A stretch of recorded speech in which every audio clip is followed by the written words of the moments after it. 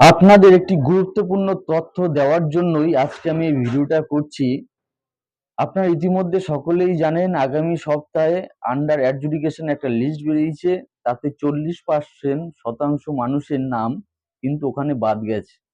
গতকাল যে লিস্ট বেরিয়েছে তাতেও বহু মানুষের নাম বাদ দেওয়া হয়েছে। আসলে কি বিজেপির দালালি করতে গিয়ে ইলেকশন কমিশন ইচ্ছাকৃতভাবে নাম বাদ দিচ্ছে? আর যদি তাই হয়ে থাকে তাহলে আর বেশি দেরি নেই, আসামের মতো অবস্থা পশ্চিমবাংলাতে হতে চলেছে। তাই আপনারা সাবধান হন, সতর্ক হন, যাতে আসামের মতো অবস্থায় পশ্চিমবাংলায় কখনো হতে না পারে। তাই আপনারা সকলে একজোট হয়ে এই বিজেপির বিরুদ্ধে, এই বিজেপির চক্রান্তের বিরুদ্ধে এবং ইলেকশন কমিশনের এই চাটুকারিতার বিরুদ্ধে আপনাদেরকে রুখে দাঁড়াতে হবে।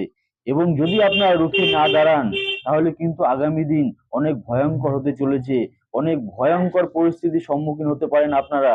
তাই এদেরকে রুখতে হবে, এদেরকে আটকাতে হবে। আপনাদের সকলের কাছে আমি অনুরোধ করব, এই বিজেপি নামক যে দলটি রয়েছে তাদেরকে আপনারা একটা ভোটও দেবেন না।